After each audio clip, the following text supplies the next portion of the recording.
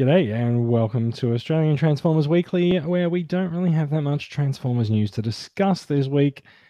We've got a couple of things to talk about. We're looking at a new third-party Bumblebee prototype and some Micromasters packaging shots. But we're going to talk about some other stuff. We're going to go a little bit beyond Cybertron this week and check out other things that we collect.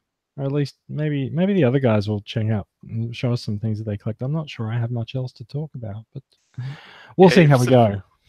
Got a one-track mind when it comes to these things. Maybe. We'll find out later, shall we? Ooh. All right. Off to the opening credits we go. Lovely. All right. Okay. Now, our run sheet says that this is episode 14, meaning that this is the bewilderingly numbered off the rails episode 14, because we've only done 14 episodes of this. But if this was the normal episode number, I don't know what number it would be. So it's all gone. It would be 170 if it was the regular. A bit weird, frankly. Hi, I'm Jason. Joining me tonight, we have Brad and Max. How we doing, boys? Howdy, hey. Not too bad, thank you. Mm-hmm. And yeah, so it's going to be a Transformers Light episode, but we're still going to open up with the normal question: what have you been up to this week? Bugger all, really. So it wasn't just a Transformers Light week. It was a light everything week. I want to say that I had an exciting and interesting lifetime. I mean, lifetime. I went to a pub. You're dying, Max. You're dying. No, he's having a midlife crisis. I went to the pub on Tuesday, and then I went to work in uni. That's it. That's my life. You didn't buy a Harley? No. That is a very oddly specific question. Where did that come from? Midlife crisis. Oh, right. No, that would be a Porsche, I think. Yeah, that too. I reckon Harleys are everywhere in Adelaide. I don't know. I reckon they're easy to get a hold of. There are plenty of motorbikes, but I never pay attention to what they actually are. Do they run on batteries? No, because we don't have those anymore. Do they transform into robots? Maybe. I can either confirm or deny that. Have we reached the 1 year mark of this battery joke yet, or what? Oh, I think we're beyond that. I'll have to check. I think it's well beyond a year. I'm not sure. At some point, this is going to have run the majority of the podcast. I think it's already at that point. Oh god. Gentlemen, have any of you taken in the age-old art of the garage sale before? The age-old art of the what? Garage sale. Oh, the garage sale. Yes. Time to time. I'm attending one tomorrow. Oh, really? We had a community garage sale here on the Saturday just gone, which was last week, of course. Sounds like a big garage. Well, everyone in the community registers and has a map and stuff, and we put our shit out in the front lawn. Is this just what you guys do before hard rubbish collection? Well, I've had stuff out on the front lawn for a week and it hasn't gone anywhere, so we don't have what you'd call a hard rubbish collection here. But it just, with things like Facebook Marketplace and other stuff like that, it seems here like the garage sale is dead. Like I made $120 on the day. Going off what the postie was saying, talking to him, that's probably the best anyone in the town actually did for the day. So I have a theory about garage sales, right? Like, if you can sell something on Facebook Marketplace or Carousel or eBay or something like that, you're going to, because you're probably going to have less hassle than having to open up your house and get people to come in and answer everyone's questions about the things that you're selling. And so the stuff that goes in the garage sale is just the stuff you couldn't get rid of. And so it's you're going to be lucky if people come by to pick it up, because people already rejected this stuff online when it was easier. And like, yeah.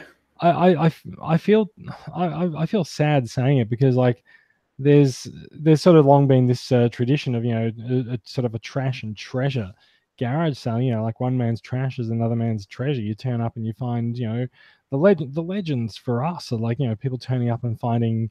What did someone say on the TCCA discussion group today? I went to a garage sale and they found Fort Max, the Titans Return Fort Max for $40. So like it still happens, but I find that it's rarer and rarer, and like it really is the luck of what you turn up to. I I decided to go around to a bunch of markets around Sydney 1 weekend a couple of years ago, and it was bad enough that it put me off it ever again because, like, I found shit. Like, I found nothing, but I also found that the same people go to these markets week in, week out with the same bootload of shit trying to sell it. And like, I find the same thing happens at things like Collectomania, which is well known to be a good place to get Transformers in Sydney. But the same thing happens. The same people turn up with the same bootload of stuff for 4 times a year. And if they've got a price on something that's $60 and you go and offer them $50, they won't take it because they are adamant that sometimes someone will come along and give them $60 for it. And so they will pack that stuff up and they will put it into their boot and they will take it away and they will bring it back next time. So like, I don't know what I'm saying. I find that not shopping from the comfort of my own armchair is really annoying these days. But I'm still going to head out tomorrow morning because there's a TCCA member out in St. Mary's who is having a garage sale and says he's going to sell 75% of his collection. And I think I've already cleaned out all of the stuff that I want from his collection the last couple of times he's done it, but I'm still going to go along and be supportive. Well, and that's a good event to go to anyway. Just see what's going on like that. Correct. And that's the thing. Like I was talking to one guy. You come around, and of course you get the people that come around 4 hours before the garage sale is supposed to start, and records, old bottles, rabbit traps, anything collectible like that, and just say, no, there's nothing here that you're going to want. Hold on. Did you say rabbit traps? Anything collectible? Yes. Yeah, because I think they can buy them for $1 here and then flog them off to restaurants and God knows what else in the cities for $100 to hang on their wall as rustic, antique, rural memorabilia. Shit like that. It's so sad. I have never been to a restaurant that has had a rabbit trap on the wall. Okay. Maybe it's not quite the cities that they like to do that. I don't know. But like, see, this is the other thing that I find happens at markets as well. And I went to Melbourne a couple of weeks ago. It was a couple of months ago now, and went around with Alan and Chris to a toy sale, and there was a guy there that had a tub of Transformers, but he only wanted to sell the whole thing as a tub. People will try to sell everything in one big lot because it's less bother for them. And you do see this on our buy sell trade group as well. People come by and they're like, "Oh, I've got this collection of 20 deluxes and I want to sell it for $500." And I was like, people are not going to pay that. Like, the private collectors don't want to pay $500 for everything because then we have to offload it as well. Like, all you're trying to do is just pass off the job of getting rid of the stuff to the person who buys it. It's convenience at the cost of not just like any potential money that they could be making, but just ease of buying. No one wants that. Like, I actually did buy someone's collection a few years ago, well, a chunk of their collection, and that person is still actually around the group today, and started trying to sort of rebuild their collection. But like, I will admit I did it because there were a couple of pieces in there that I wanted, and I figured that I could probably turn a profit on selling the other stuff. Well, that's sometimes if you've got that collection for sale and someone's after that collection, you'll do successful. Famously, going back to the very early days of TCCA, Dylan, admin, flew over to Perth to meet Corey Gragos and paid in excess of a bit over $3,000, not to go in too precise with it, and flew that collection home back to Adelaide. Yeah. Where Dylan's made a habit of doing that now. Dylan is quite well known for having some extreme collecting habits. Dare we say he's the new Australian toy hunter? Although I wouldn't say he's hoarding, but he's keeping a lot of what he's finding. So, but that's great. Anyone to flog it all off, and all of a sudden it's just like, nah, look at all this on my shelf. And it's like, all right, dude. No, all looks good. I've added a new wing to the collection area. Yeah. Famously, Dylan built a shed to house his collection, and now he's extended his house to house more of his collection as well. So I don't think he has to stop anytime soon. No, What's it's the, working for him. what's the most look we're collecting habits and stuff anyway. What's the most extreme thing that you've seen someone do for their collection? Most extreme thing. Oh, I think it's just how it sort of creeps into living spaces. I know, that's not necessarily extreme. I know, but if you think of probably Dylan now that you mention it, all the stuff that he's done. Yeah, Bill used to have some good photos of his collection in his house, sort of sprouting around and coming into other areas as well. Just you sort of want to keep your house a house. If you've got a collecting room or something, I know John's got his stuff in his room up there, and it's sort of leached out into the lounge room as well with some of his housemates with their collections. But I've kept to these two displays in my living room, plus the G1 display over there. That's also got the Beast Wars and full of Cybertron and animated stuff in it. But so you mentioned John Ryan from Queensland. Now, John, I think, is in a uniquely lucky situation where he lives with housemates who collect, and so my housemate knows. I mean, it's obvious looking around the room around me that I collect Transformers, and my housemate is always telling me that I should put some on display upstairs because I'm downstairs in the study at the moment. But like, it's sort of like I don't really want to encroach my collection on that sort of public space that's up there. I'd rather my collection stay down here with me. But yeah, John's in this situation where like he and his housemates can put their collections out on display in the same area. I think one of the Victorian guys, Ben Broughton, also was lucky when I visited him after. I think you and I visited him a couple of years ago, Brad. Nerdmania last year or the year before, I think. Yeah. But like he was quite lucky because like he and his housemates all collect Transformers, and so like they would all try and one up each other on what they could put into the lounge room. And like the only one the only one upping I can do is trying to one up people online with the things that they collect and see if I can collect them first or better. That's a very dangerous path to go down. It sure is. Look, I'll tell you what I'll tell you what I've learned from collecting and posting things online. Right, you end up buying things, and you'll buy several things, and they'll all sort of be stacked up together, and they'll all come in at once, and you'll open them all at once, and you won't get the enjoyment out of opening them all at once that you thought you would. But also, when you post it, you'll get a few likes, and then you'll immediately move on to the next idea for something to post to get all those likes. And so you got to be quite careful about this stuff. And you'll notice that I've started selling a bunch of stuff in the last few weeks, and one of the reasons I've done it is because like you can sort of see the shelves behind me are kind of a mess. Now, you'll remember when I first put the shelves up that like they were quite neat and tidy, and they've just gotten messier and messier over time. And I'm less sure about what I want my collection to be. And so in the last year or so, I've developed quite a habit of picking up Shattered Glass and eHobby figures, and I kind of feel like I'd like to do that. Like I'm probably I'll pick up the little guys that come out in the mainline Generations things because I like all the little guys, but I don't really like the big guys that much anymore. And so I like the Legend scale, and I like some of the G1, and I like some of the Shattered Glass stuff that is sort of like recolors of Generations, because I don't want my collection to look the same as everyone else. And so like I'm looking over on my shelf at the moment, and like I've got the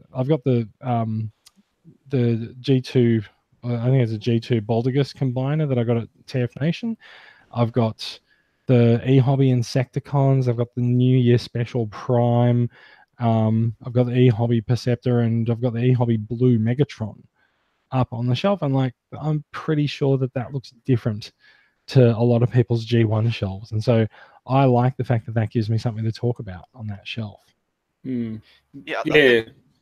Allowing it to become more of an expression of what you in particular enjoy is a really positive thing, and something that can probably, for me personally, has helped steer it in a way which A, costs less, and B, actually gives me more value out of it. So, if I'm buying something like, if I'm, going for a masterpiece collection, I don't own, like, one of the biggest gaps I have is Magnus, right? And I don't have, like, any of the car repaints or anything like that.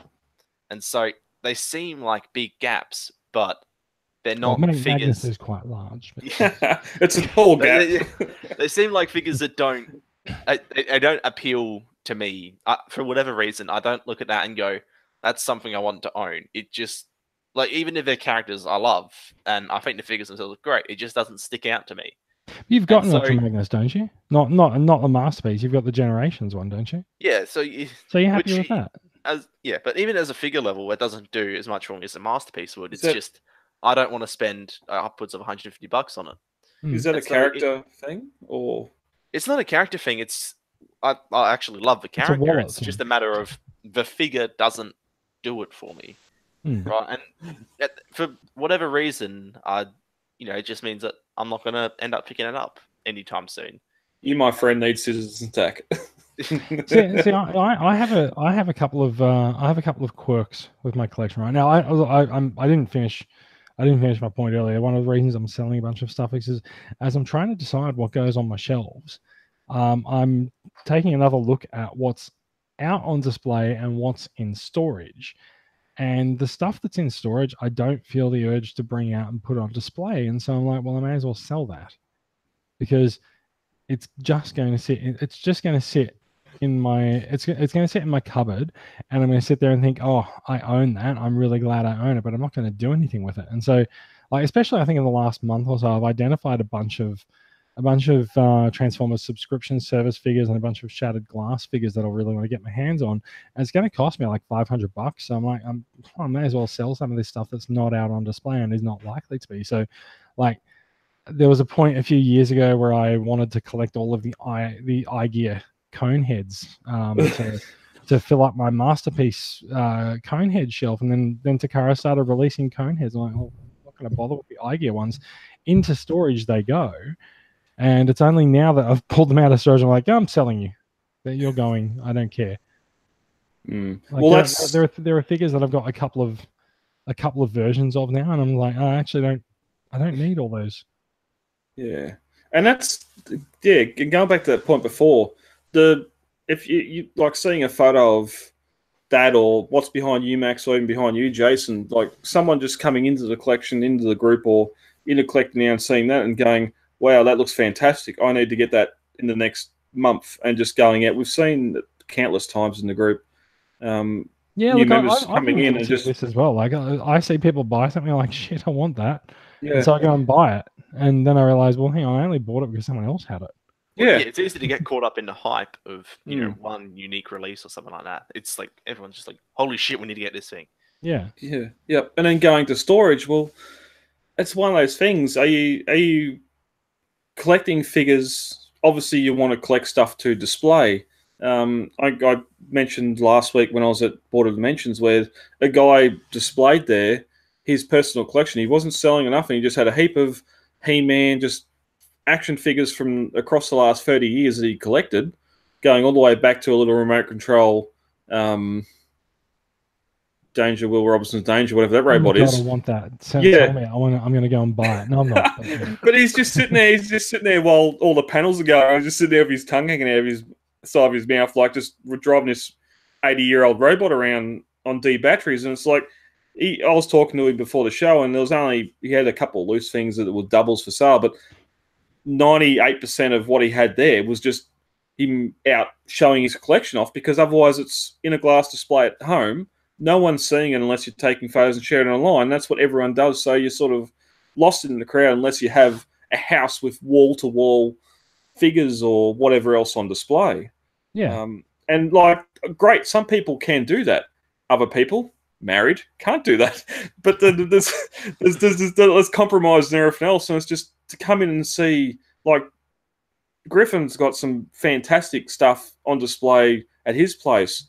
But even going smaller, like Jason, what you've got on your shelves there, and as you were saying before, like you'll keep on getting stuff, and I'll just squeeze it in here, I'll squeeze it in there, and that's the same thing that's happening with these. Is just you get something new, put it in, and then before you know it, everything's sandwiched in. There's no space. That's something I never wanted to do with my collection shelves, but I've ended up doing it. Yeah, you're collecting characters and figures for their design or engineering or look, but it's a mash of just robots.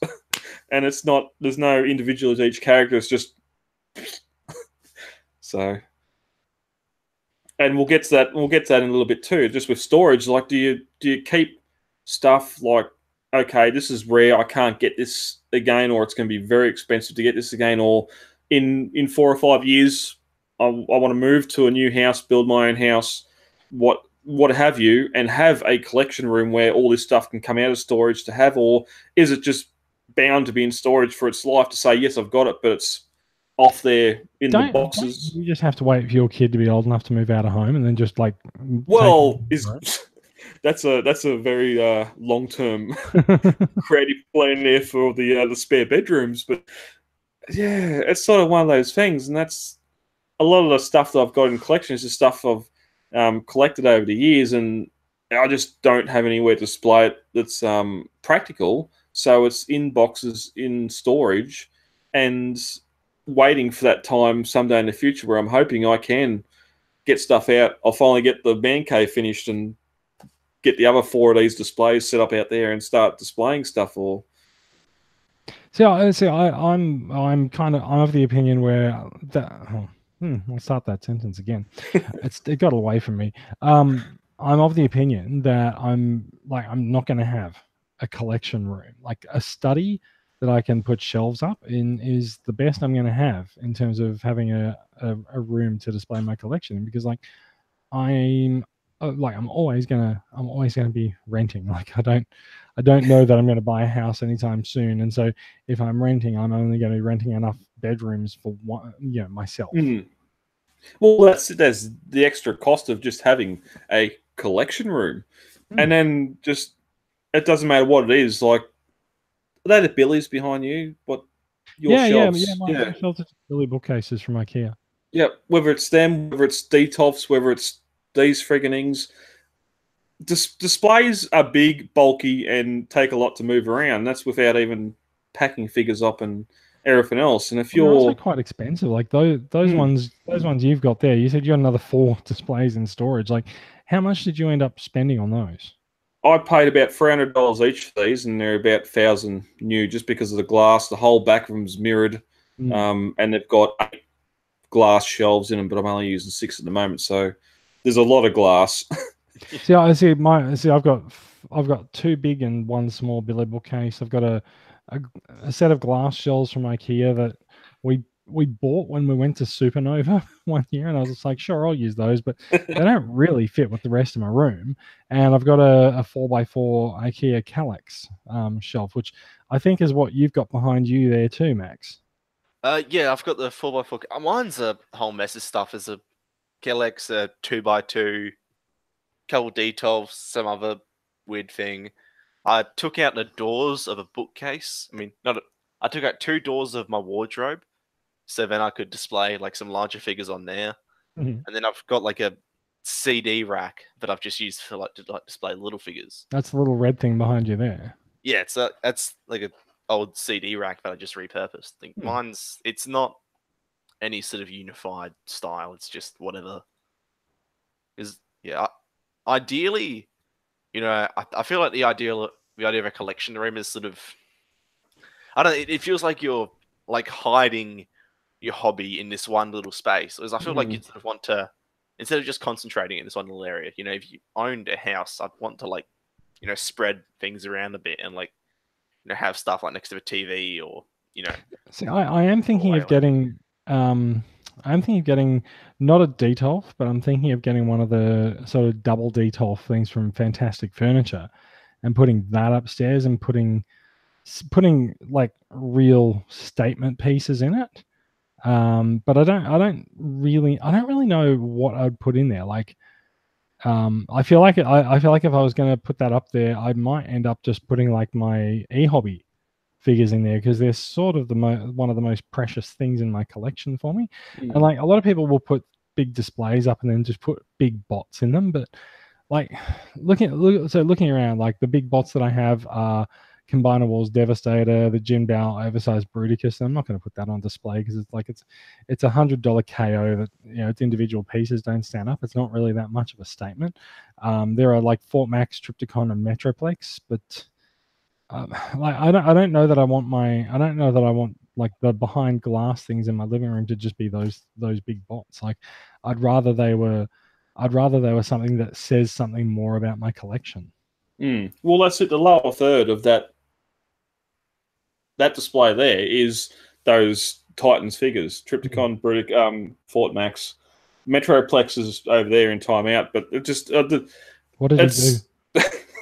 Well, he didn't get back in there when I closed the door, so he's stuck out in the dusty room. But it's one of the things, like they're mass release retail figures that were made for kids to play with. They're not going to hold up for kids to play with.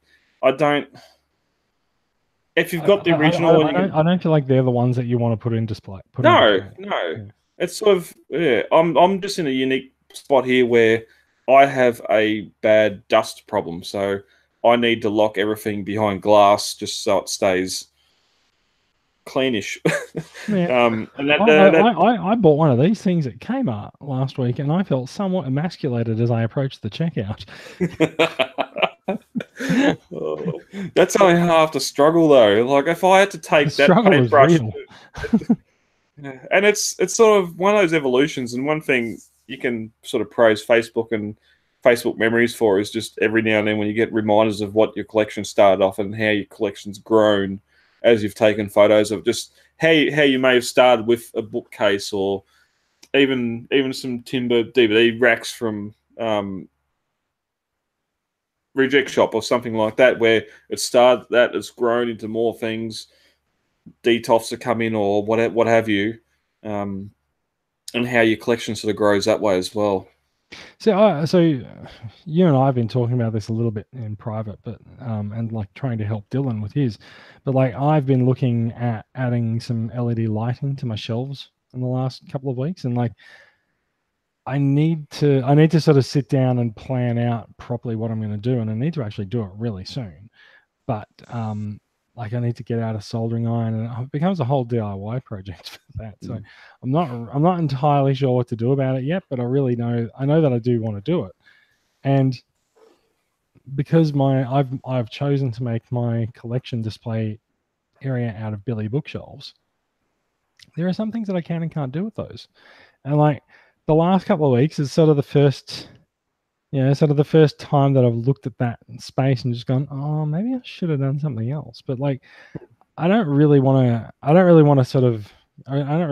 be sort of regretful of it. I want to do what I can with that space. I'm going to move a couple of shelves around. Like I had a little half height bookshelf that was sitting off camera to my to my right, but I don't know whether it looks like right or left on the camera anymore. But it was sitting sort of over in this space, and it was only the height of the desk, and I'm like, well, that's wasted space. Like I've got a 2x4 Kallax style thing. And so I've moved that little shelf out, and I'm intending tomorrow to move the bigger shelf in and just use that to display some more sort of sets of things. So when I started in this space, I had the Kallax 4x4s, and I had like one masterpiece figure in each of them, and that lasted for about 2 weeks before I realized that I was completely beyond that number of figures that I could put on display there, and I had to start matching them up. And now I'm sort of back at the point where seeing your Kallax shelves in the background there, Max, where you've got a few figures in each of the boxes, I'm sort of like, oh, I could totally put sets of figures back into those boxes now. And so like, yeah, like looking over here, like let me pick up the camera here. Right? I hope no one's got like car sickness or something. But like, we've all seen Hard Henry. You're fine. Yeah. So like, see, I've set up this animated shelf there, and I've set up a shelf with the little guys here. Nice. And then I've set up even littler guys here. And you can see off in the background there, there's like Year of the Horse Prime. There's some animated figures that just didn't make the cut. There's the e-hobby shelf I was talking about. And I've got another shelf over there that has just sort of some random little guys on it again. There's the Seeker Armada, which I don't really want to get rid of, and I'm quite happy with the way that's displayed. And then there's there's some bigger guys and masterpieces over there. And if I then sort of turn around again without too much vertigo, so you can sort of see what I'm doing with these shelves over here, but they're still really busy. Mm. And like, I kind of feel like I've tried, and like I'm looking at this second shelf from the top on the left here, and see I've sort of elevated some figures up the back of it, and I'm not sure that it's actually working so well. And so I've done something sort of over there. I've sort of got like Autobots on the left and Decepticons on the right, but it's sort of the middle shelves that aren't necessarily doing it all for me. So I'm trying. You've got that comic Megatron there, second shelf down under Prime. What's behind it beside that? Comic Hot Rod. Oh, Comic Hot Rod. Yeah. Yeah, so they all go together. And that's one of the biggest issues you get where you move from something wide like a bookshelf or something into something like a DTOF or single cubes or even just cubes as it is. Do you start going? Well, you obviously start with just a figure per cube because that's how small the collection is. But then as you start getting stuff, you go, right, well, this is going to be a Wrecker shelf, or this is going to be 84 shelf, or whatever else. I've ended up with that sort of over on the left. I've got Impactor, I've got Springer, and I've got Magnus. But then that's kind of all the Wreckers I've got. So I'm like, well, what? Oh, hey, look, I need a space for Thunderclash. There he goes. Yeah. Well, is Thunderclash the only one missing from that Wreckers? How many other Wreckers are there that you could looking at this, right? Like I could put Cup up there as well, but I don't know who else. So like I don't think a Wreckers shelf is a good idea, and I'm not really that attached to the idea. They just sort of ended up there. And what I've done on the Decepticon side is I think a little bit better, where like I've managed to put sets of them together, and like up the top I've got a Shattered Glass shelf. And then sort of coming down there, I've got the e-hobby Decepticon sets. And I've got, I think that's Soundwave up in the middle there. No, sorry, that's the G2 Megatron from Legends. And then over on the right, I've got sets of Robot Masters Seekers. And if you look down, I've got sets of Insecticons, and I've got sets of Reflectors and Sharkticons. And so like the Decepticon shelf works fairly well with sets. But then I'll sort of get into the middle where I've got masterpiece figures. And I'm like, I don't know what to do. I feel like I need to get a few more out, but I don't know where to put them. Well, to get more out would only start crowding. Yeah. So yeah, there we go. There's my collection. There's my collection display dilemma. I think the thing that's sort of always impressed me more about your collection is that it's harder for you to have those more, select shelves like with the dedicated spaces, because your stuff isn't really, a lot of the stuff I buy is, it's select, and I'm trying to get it sort of in the same sort of direction that you've got it, but it's still in groups of things, whereas a lot of your stuff it's always seemed fairly freeform to me. It's just like, but that's the opposite of what I'm trying to do. No, I'm kidding. Okay. I know you're trying to get away from it, but I don't know, for some reason it's always seemed like a sort of admirable part of it is that it's just a lot of it is this really high end or really niche or just unique stuff. Yeah, well, so see, that's the thing. That's what I'm trying to do with. That's what I'm trying to do with like going for like Shattered Glass and e-hobby figures, is to sort of move that more towards a bit of a high end niche. But then at the same time, like I look at the animated stuff and I'm like, I can't get rid of that. Like I put a lot of effort into putting the animated stuff on display there now, but there is amongst that, like it's got Takara animated figures with their extra paint. There's a BotCon figure, and there's a subscription service figure standing amongst them as well. And so like even in the animated shelf, I've tried to be a little bit, I guess, kind of show-offy with the animated figures that I've got in there. And like over on the shelf behind me as well, there's two more animated primes, and one of them is Toxitron, and the other one is the Elite Guard Optimus Prime as well. So like You know, I'm trying to put things on display that are kind of a cut above what everyone else would have in their collection shelves, and like it's not easy to arrange. No, yeah. What I've sort of gone for in that same sort of vein is where like all my stuff is very organized and like compartmentalized, but like the stuff that's like on the main shelf behind me there is all like unique things that maybe some of them aren't quite as like niche or super fancy or anything, but none of them quite fit in with the rest of the collection. Mm. So it's whereas everything else is really compartmentalized. I haven't tried to get things and fit them into a space that they don't really belong. I've just gone, hey, I'll let this be a free form thing where I have, like the Terminator alongside some Seekers alongside a Wei Zhang figure.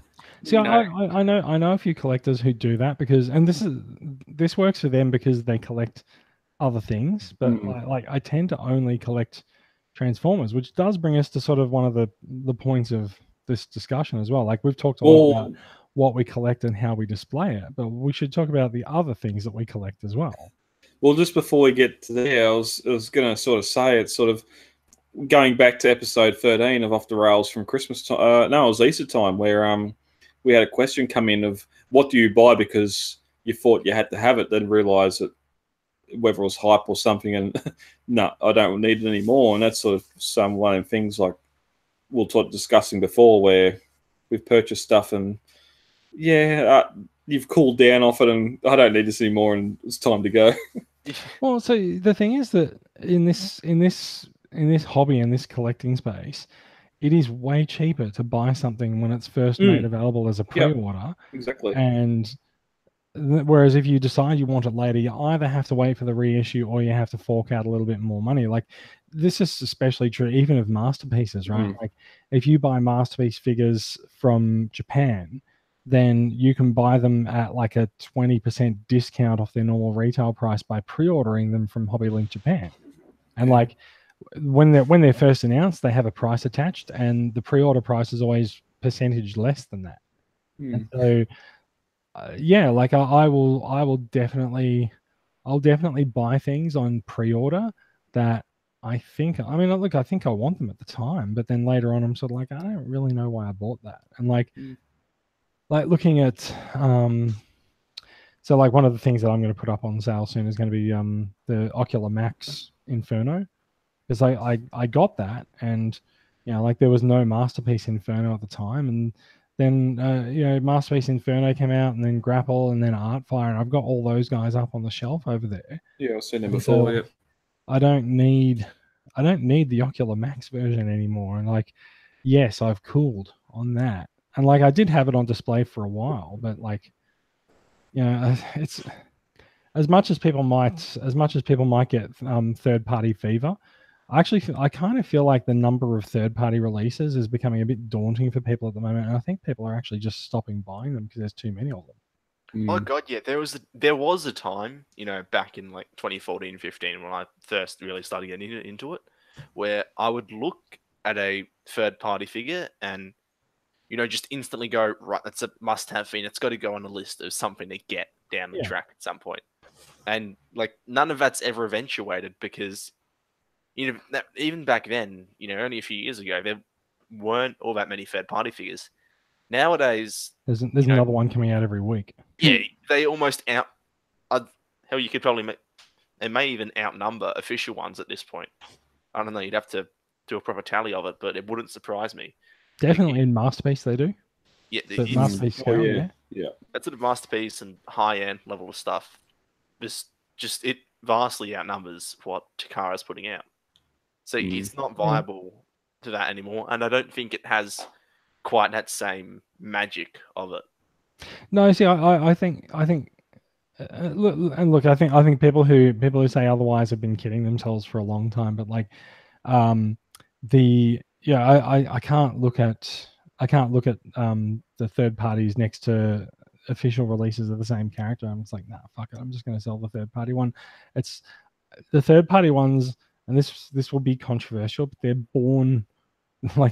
born of thievery, right? And everyone will go, oh no, blah blah blah. It's Hasbro and Takara. They're doing a disservice to the collecting community by not putting these figures out and stuff. But like, they are born of theft, and when the official version comes out, everyone drops the third-party releases like they're hotcakes, except for a few people. A few people will swear black and blue that they're better than Hasbro and Takara, just as all of the pieces fall off them as they pull out of their box, whatever. But like they'll still swear that they're better than them.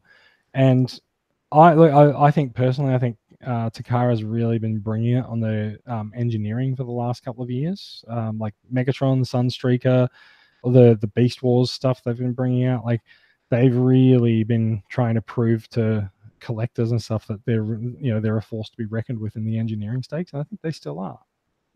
Yeah, long-term listeners know we've discussed this to far ends previously, and yeah, it's sort of that tipping point now where it's good to see, and we even mentioned it from NYCC, just how many third-party companies are sort of moving away from G1 characters or the core G1 characters and sort of doing their own thing, doing more obscure stuff that, hey, Takara might not do for 10 or 20 years, and you can have it as a stand-in in your collection if you really want that character or that team.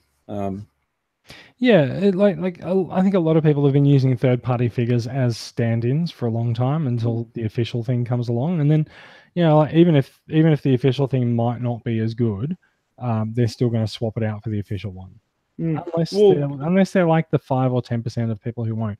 What I do think is interesting though is that I feel like there is one company whose figures are immune to the replacement syndrome, and I think there's a very good reason for it, and it's MMC, because MMC is not doing the G1 representations of these characters. They're doing the comic representations of them.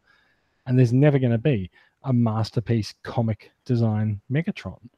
And so MMC's got this market. They've stitched up this market of, how they're going to do it. And like other companies have sort of dabbled in there. Like, I think, is it G Creation has an IDW style Optimus Prime, or someone does, or Unique Toys or someone.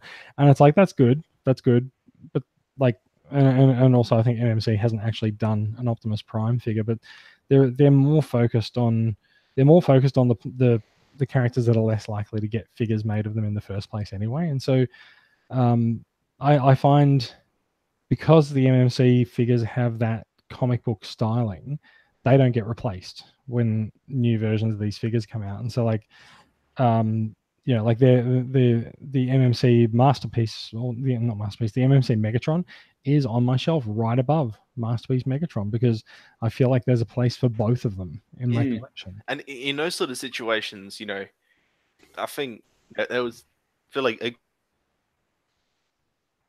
oh, Max. Oh no. Yeah. Oh no, there we go. He's unfrozen. You're gonna have to say it again, Max. Yeah, repeat. What? You froze. Yeah. Sorry. Yeah, I mean, so it's the sort of thing where there's not going to be the same discussion with those sort of figures as we would ordinarily have. It's a whole thing of like, Mitron versus Despotron versus MP36, and the same deal with Inferno and all that.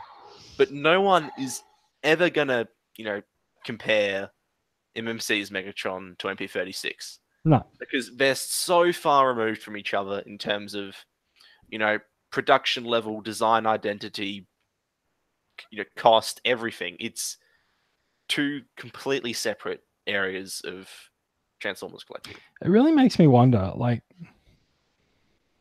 it's easy to look at this now, and especially because we're like literally weeks away from the end of the IDW, shared Hasbroverse, not just Transformers.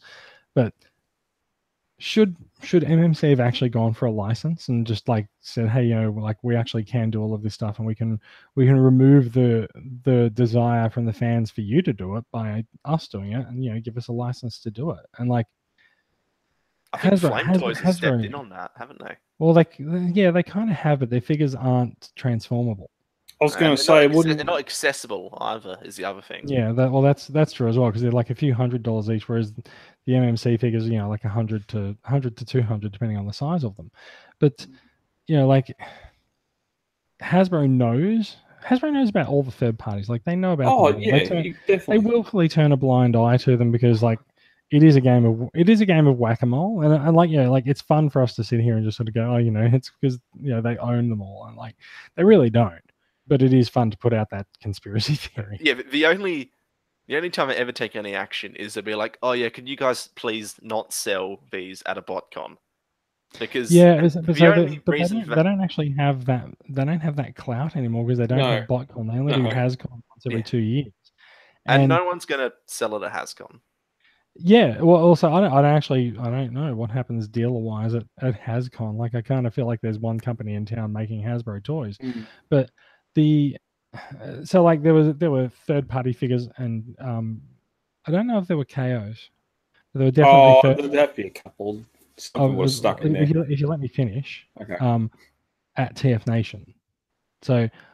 Like there were third parties, obviously, but I don't think it was a case of like someone willfully saying, "Hey, I've got KOs of things here," and so like there's sort of a respect, at least among the dealers there, that they're not going to come in and sell cheap knockoff toys, but also like, I mean, we've talked about this before as well. Like KOs in the Transformers community are a very hard thing to nail down because they take many forms. Some of them are just straight up rip-offs.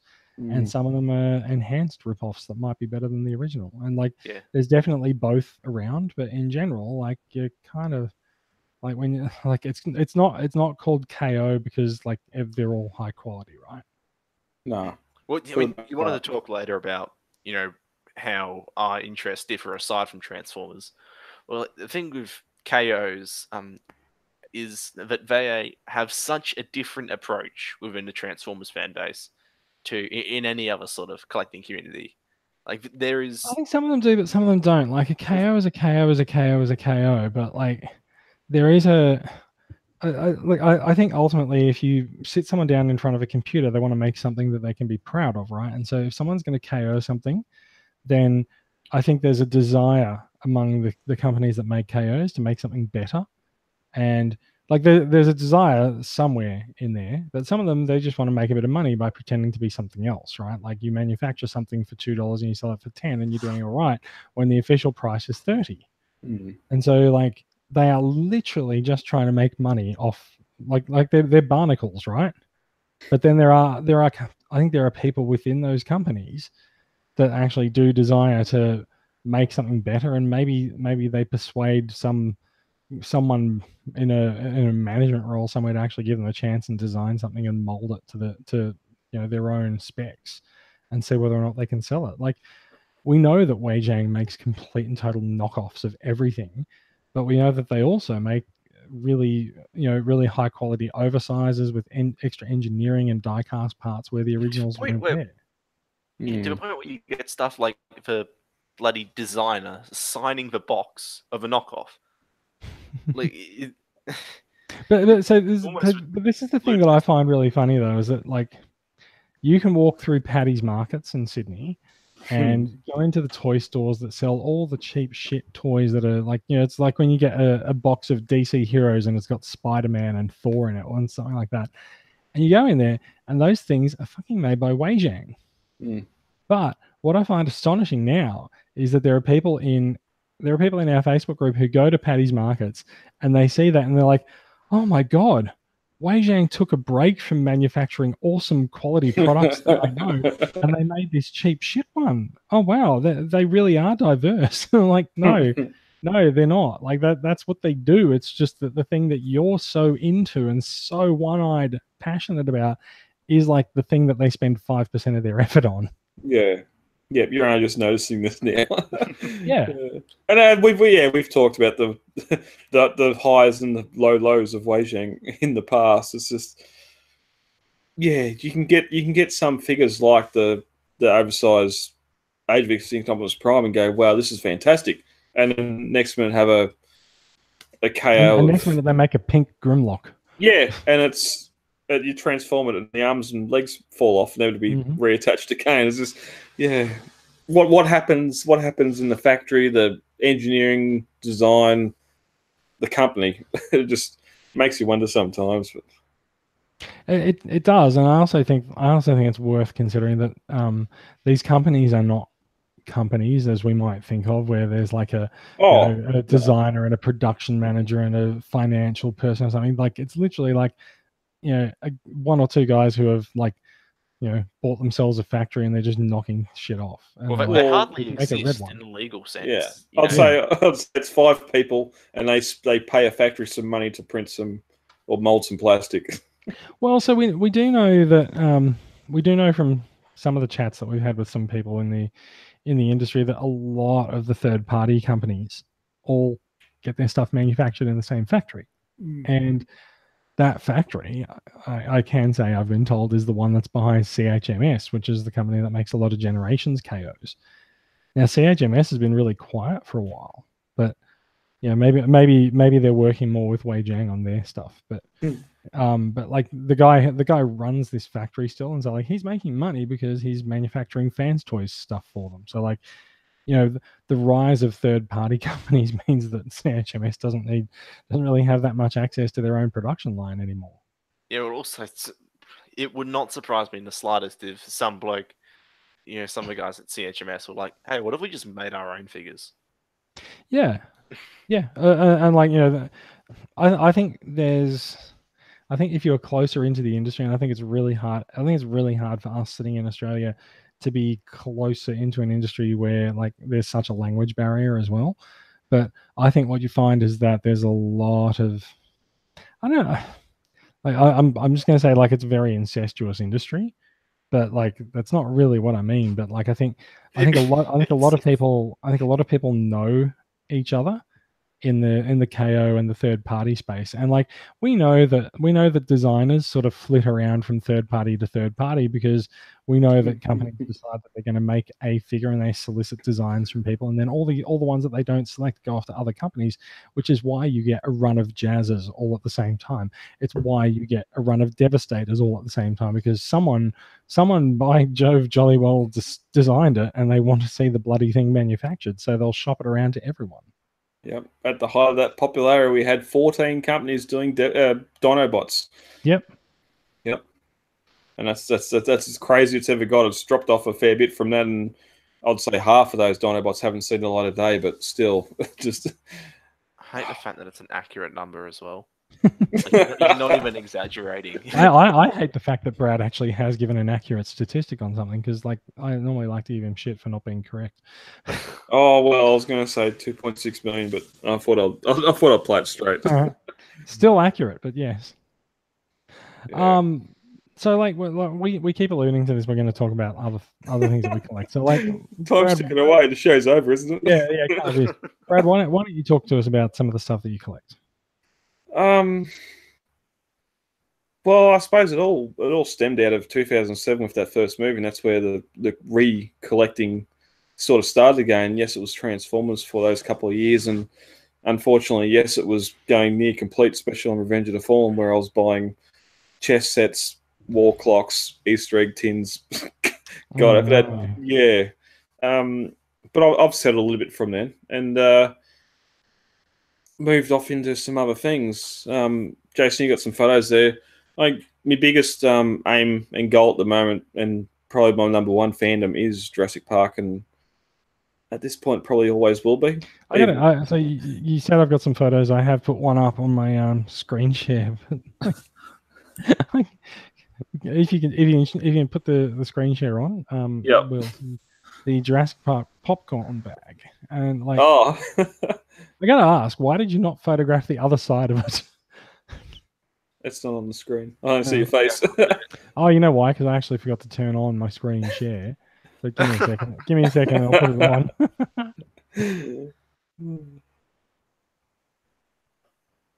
Okay. Can you see the screen? There we go. Okay. There we go. Why did you not photograph the other side of the bag? I'm guessing the other side of the bag is exactly the same. No, but like this is clearly like one side of the popcorn bag folded over. It's covering the Jurassic Park logo. Poor choice. Anyway, so I gotta say I have a friend who runs a website called ozcinemacups.com, and he would be especially interested in this haul of Jurassic Park cups. It's something I probably got 5 years ago in an eBay lot. Obviously, it's all in the box I got it from. But just stuff like Hungry Jack's tie-ins. I don't recall if Hungry Jack's was even in Australia in 1993. Hungry Jack's is Australian. Well, was the No, franchise here? no, Burger King. Yes, Burger King. Hungry, Yeah. If you see something from Hungry Jack's, it's from Australia. Yeah. So what you're thinking of is that there was a point where Hungry Jack's was in deep financial shit and stopped expanding their franchises, and Burger King actually moved into Australia as a way of expanding the franchise. But Hungry Jack's then sued Burger King for stepping on the franchise arrangement that they had and kicked them out of Australia and took over their stores. There you go.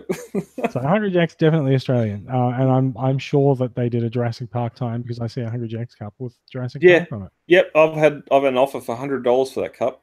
Just wow. But it's the part of history. Well, yes, you've got figures now that are being released that yes, it's going to cost more money, but you can find them. Stuff like takeaway containers from 26 years ago. It's just you can't. That stuff's not being reproduced. It's not. There's not a lot of stuff in circulation. It's eaten. It's consumed. It's thrown out. Can I just point out? I'm really excited by the 90s marketing speak on these cups. Oh. Get your claws on it before it becomes extinct. But, someone was very happy with that because they've put it on 3 products. Yeah, marketing. That's marketing for you. Yeah. It's bloody 90s. Yeah.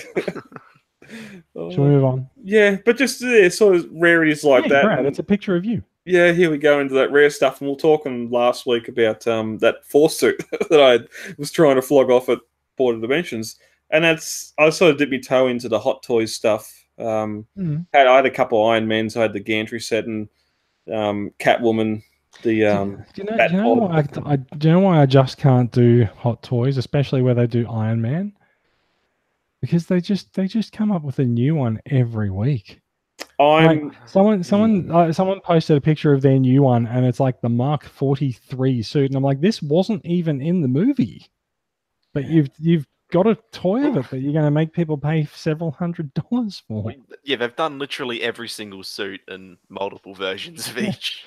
But and also the thing, well may the Hot Toys fans descend upon me and vilify me, but you know what? It's not that hard to do Iron Man because you don't actually have to sculpt the face, you don't have to sculpt arms or expressions or anything like that, and so you can knock out a bunch of Iron Men and keep milking that franchise for years. And especially when you got especially once Iron Man 3 come out and you had we got up to 42 suits. We're going to do all these. You got some like Igor and others that are speciality suits, but you got others like the Silver Centurion. He's got spikes in his arms. We'll just put that in the Mark V or whatever.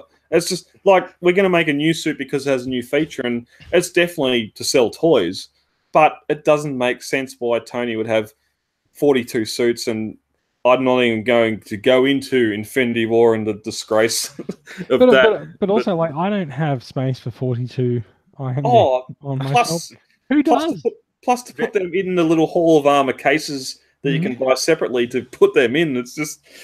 Yeah. It's ridiculous. People have tried, but I've seen more people just give up partway through than I've seen people actually complete it. And that happens in our Transformers fandom as well. Well, that's it. There's no end. That's the thing. We were talking last week about having a your perfect Megatron or whatever. Every year there's going to be new Megatron. There's going to be new Prime. There's going to be every.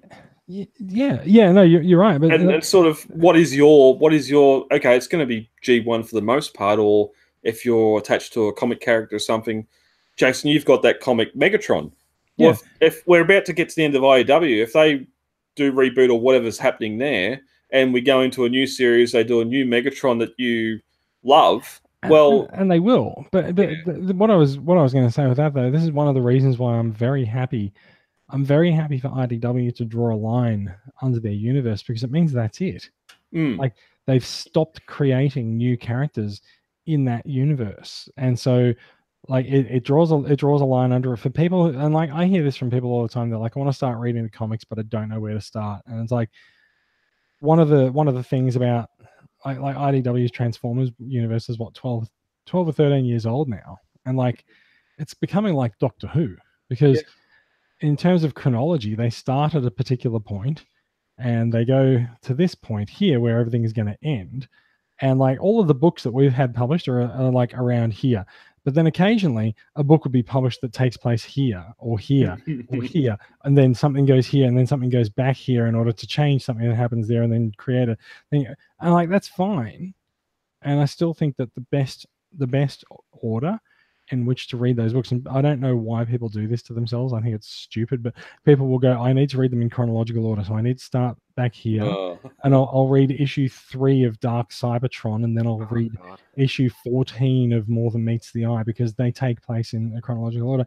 But people have no imagination. They feel like they need to read things in chronological order in order to understand it. But I would much rather read the order in which they were published, because the publishing order is intentional. There's the publishing order is intentional. Things are revealed at a particular time, and like if you know what happened, 10 million years ago on Cybertron, then like it means that the character's quest late in the series to figure out what happened all this time ago, it just falls flat. He's like, well, I know this.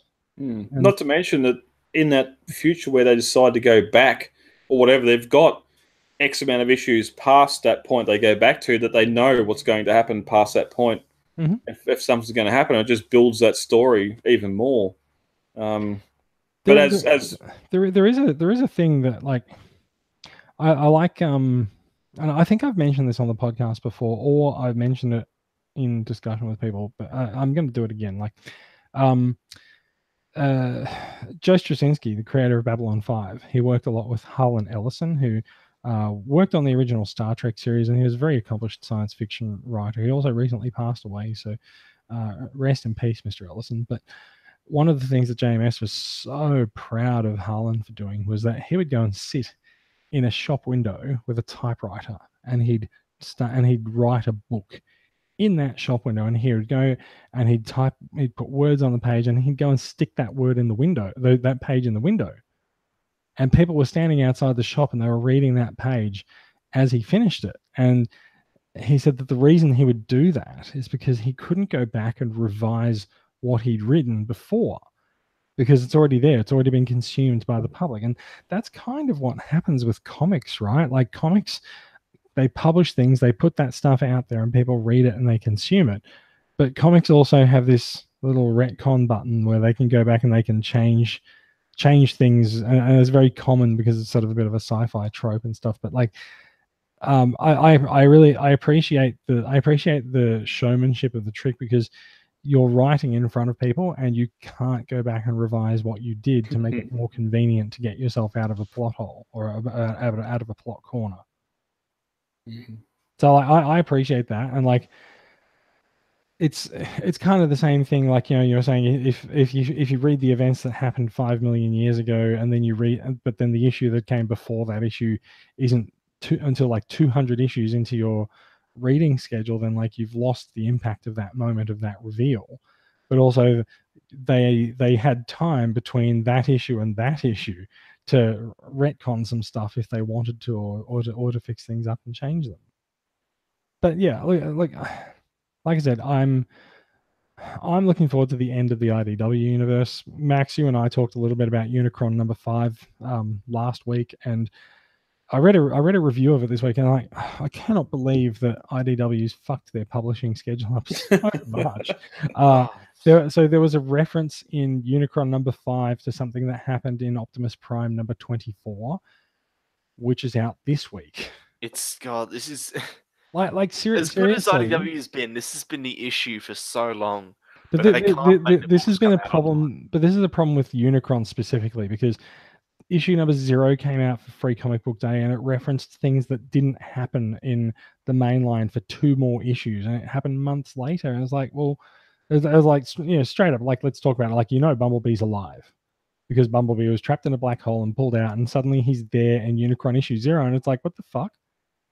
And this was the thing that was so confusing to us when we first saw the solicitations for Unicron 0, because we saw Bumblebee on the cover and we're like, oh, I guess he's back. That happens. Yeah, I guess he's back. And it's like, well, he is just back, but we don't know how, and we're not going to find out for 2 more months. Like, that's crazy. It's stupid. And You know, I mean, I've said it before and I'll say it again. I think that they should have actually published Unicron as a universe-ending graphic novel instead of serializing it out over 6 months. Yeah, they'd probably be able to make more money that way. You know, because people drop series partway through. Yeah. And that includes, you know, big event books. Like if they don't like it, they will drop it. It happens every time. You can look at sales charts. It's a steady decline for mini series of comic books all the way from issue 1. It happens every single time. So they would be better off just doing that. But I'm pretty adamant that like the story that's in Unicron, I think it's starting to take place at the same time as the last couple of issues of Optimus Prime, but it's certainly not impacting Lost Light except in the few wry asides. And I'm interested to see whether the last issue of Lost Light, being sort of a coda for the series, actually leads into Unicron at all. And I think you and I were talking about this the other day, like with the events that are taking place in Unicron right now, and like fuck it, let's just talk about that, about issue 5, right? Like you've got all the Seekers back together helping to deliver Prime and who else was it with Prime into Unicron? Prime and RC. Prime and RC into Also, Unicron. What a fucking scene. What a great scene that was. But also at this point in time, I'm really missing Megatron.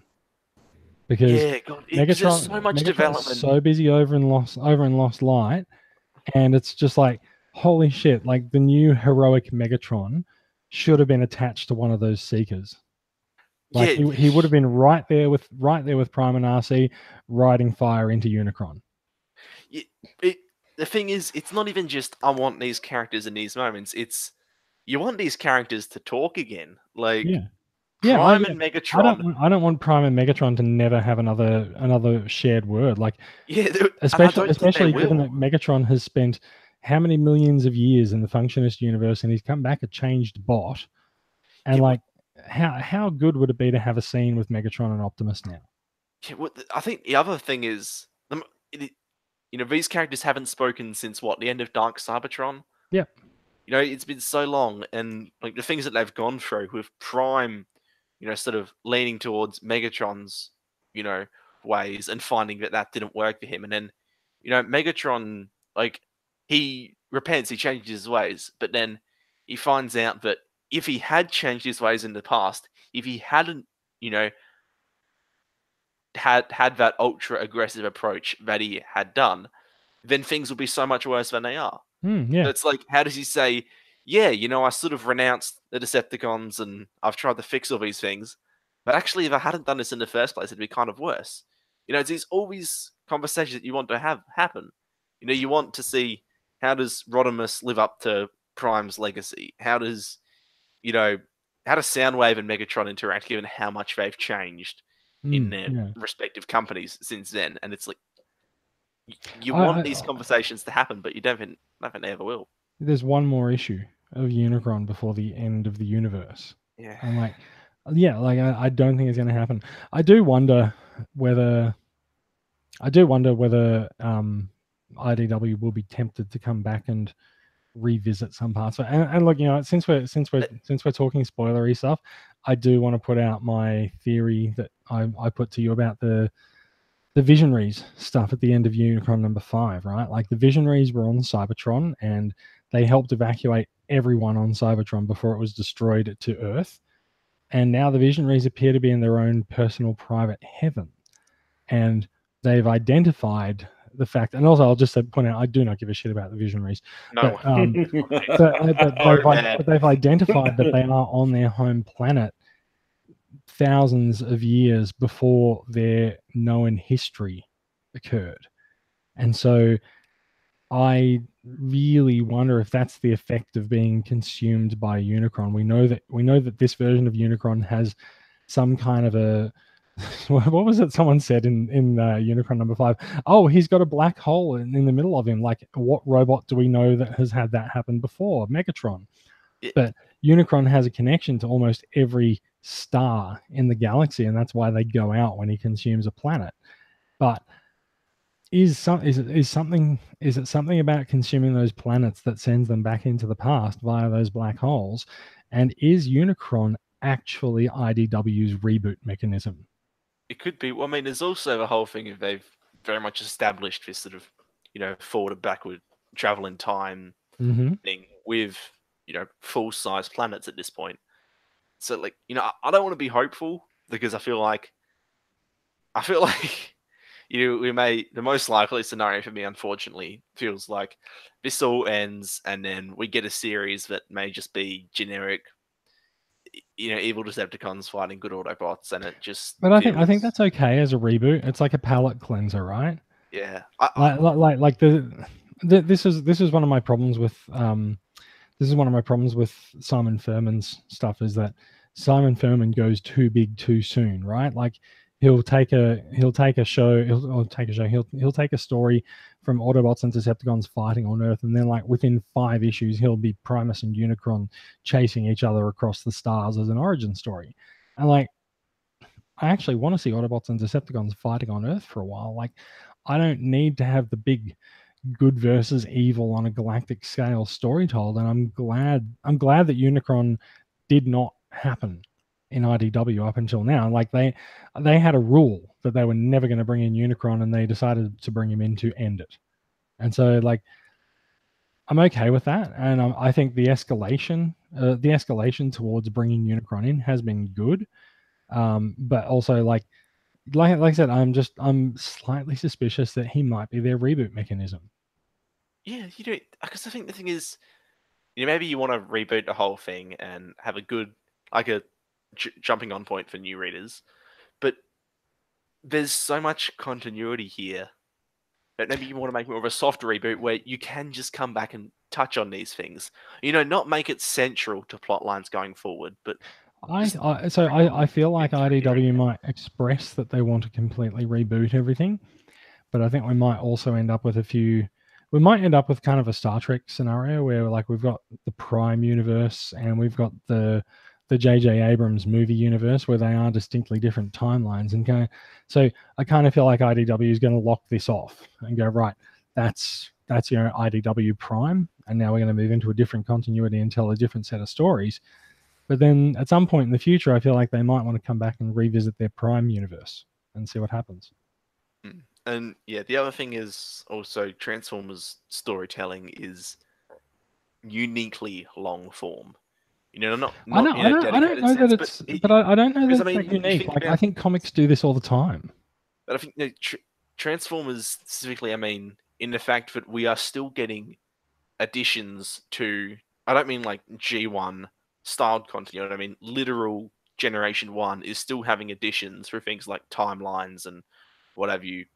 Like, all these years and up to this point, like we're still getting this stuff, and obviously it doesn't go back and affect it, but it's very heavily influenced by that pre-existing continuity. So yeah. I think a lot of things come back to the original continuity, at least of Autobots and Decepticons crash landing on Earth. But I think a lot of things diverge from there as well. Like, like the Marvel comics are very different to the cartoon, for example. Sorry.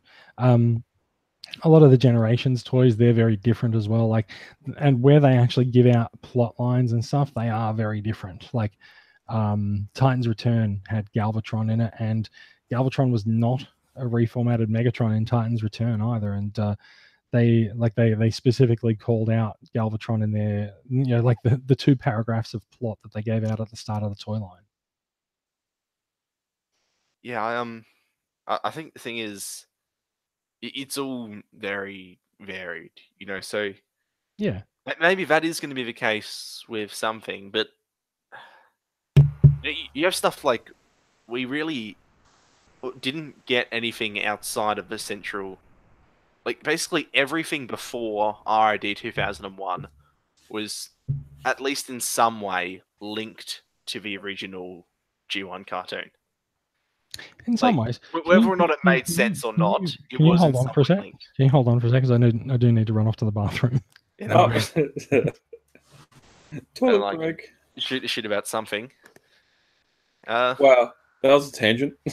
Yeah, that's been this entire show. I don't think we're getting into any news. I think we're just going for it. Yeah, no, news We did stay off the rails, so no one's really committed to actually getting us on track properly. Yeah, we'll save that those 2 news stories for next week. Yeah, close those ones down. Yeah. I mean, yeah. What do you think of the whole idea of it? You know, there's the thing I was just mentioning there, that it's all still connected, like to this day, that like G1 is still continuing forever. Like, well, I sort of mentioned or commented on that with what we've been getting through Siege, and how it's just we're redoing the same G1 designs with a slight difference here or there, where in past lines we've had designers come in and add their artistic flair to a figure and still had some sort of G1 characteristic to it, but being able to design figures and do somewhat what they can, where now it's sort of, we've got to do G1, we've got to do G1. It's just, it seems, I just feel it's going to stagnate the collectors. Absolutely. I feel like one of the most frustrating things about Transformers, the fandom as a whole, is that the central discussion surrounding everything nowadays is how much it relates to G1. 30 plus years of releases, rebooting every 3 to 4 years, and here we are 30 years later, and everything is still compared to G1, where there's so much else. But even then, the other stuff is still, you know, linked back and pertaining to G1. Yeah, and you get to the stage where, okay, the stage where in the late 2000s, where those people who grew up with G1 now have the funds and the expendable incomes and whatever else to purchase figures that remind them of their childhood. They're buying G1 figures, they're buying Generations figures or classics or what have you. Now it's sort of, well, people nowadays, or collectors nowadays, grew up with Armada and the Unicron trilogy or animated, yet there's nothing for them. It's, oh no, you're gonna collect G1 style figures. There's nothing for you.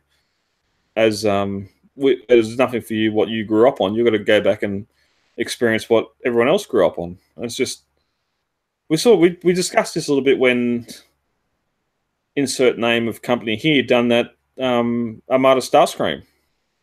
Jason, you have that figure. Yeah, Make Toys. It's like, yes, why not go into the Masterpiece Unicron trilogy stuff? It was such a controversial thing. It was like, oh, they're doing something other than G1. Yeah. There'll be a lot of the figures, a lot of people that purchase that figure. Jason, I don't know, you're being a little bit older, but a lot of people that would have purchased that figure would have grown up on the Unicron trilogy, or that would have been their nostalgic pull, or just realised it's a good figure and purchase anyway. Going back to what we discussed earlier, just, wow, there's some hype around this figure. I need to get it. Yeah. Look, I've still got him up on the shelf because he looks good. So, yeah. I got to play for that Pleasant Surprises Christmas party that year, and it's a great looking figure. We've gotten way off topic, and I'm sorry if you fell asleep during the comic discussion, Brad. I was keeping one eye open. Look, I feel like we should get back onto the. I feel like we should get back onto the topic of other things that we collect, and like. Yeah. Well, what we'll do, we'll compromise. Go to the other Hot Toys figure, and we'll rule it out of that. Then I can discuss the other stuff. Well, I was gonna see if Max wanted to talk about. Is this the other Hot Toys figure? Yeah. I'll briefly discuss this, then we can go on to Max's stuff, and I'll leave the other stuff for Christmas. We got enough. Yep. So yeah, as we were saying before, like Iron Man, each year is a new number on the box. For this year, they've cut the hair off him, put an eye patch on, so there's a new Hot Toys for Infinity War. But one of my other loves too, and this is definitely nostalgia, where with the Indiana Jones trilogy, quadrilogy, Temple of Doom is my favorite in the franchise. And when Hot Toys announced they were going to do a Temple of Doom Dr. Jones, I just had to have it. It's got a really long neck. There are some issues, but that's nostalgia. We've talked a lot of times about nostalgia, buying third-party toys, or even Hasbro or Takara release stuff that's just playing on that nostalgia. And this done it for me. So they're two of me. We've discussed before when Transformers have released, or Prime One Studios, and have done the hundreds of dollar statues, and not sort of putting the money down on statues like that. Well, I have on Hot Toys. So this is like your this is like therapy for you. no, I've purchased Hot Toys figures. I'm sorry. They are like a guilty type thing, aren't they? Because they never feel quite right to handle, and they're always so expensive, but they just look so damn good. That Iron Man Mark IV and Gantry set I had was $1,000 piece, and just having that Iron Man figure in hand, it just felt like there's no, like, maybe the new diecast stuff that they've been doing. They've been releasing a lot of the Iron Man suits in diecast, War Machine, and all that, where you've got the weight, you've got the diecast. It might feel worth it, but it's also more expensive than the regular release. But it just feels like Buzz Lightyear from Toy Story. There's no weight to the figure. The paint, yes, the paint's nice. Later figures, they started having the helmet off, so you had sculpts of Tony Stark and all that, or even for Chris Hemsworth, like we've seen before. But it just, for the rest of it, it's just cookie cutter. And as you said before, Jason, it's just, here we are at Infinity War or Iron Man 3, and there's 47 suits and 47 different paint jobs. But that's some of the stuff I've dipped well out of the Hot Toy stuff now. And can I just say, like, you're talking about this, like, his clothes look terrible. Like Hot Toys have changed. Like, they have increased and gone down in quality wildly over the last few years. But look at the pockets on his shirt. Like, those are terrible. They're really bad. Yeah. I mean, this is an older release, though, isn't it? I'd say 2016. I'd say. Oh, never mind. Oh god. I wanted it to be like 2009 or something. Oh no, it's not that late. I seen this. Brad, why does Indiana Jones look like Kurt Russell? He hasn't got the hair. That one. No, but like he does look like Kurt Russell. Look at this.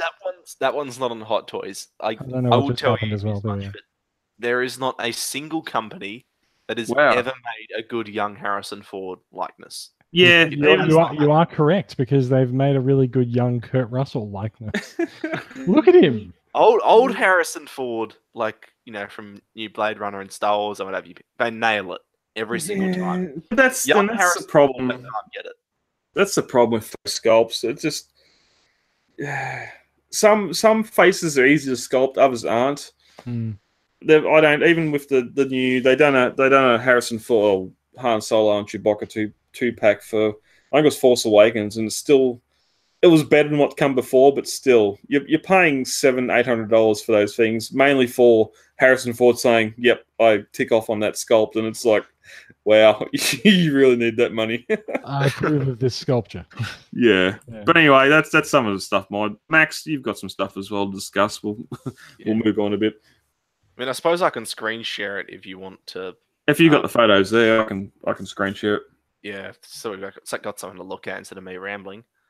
So my stuff is fairly varied, so I'm just gonna Max hide your porn bookmarks. Just close that down real quick. Swinging 60s, what? Look, mate, don't kink shame.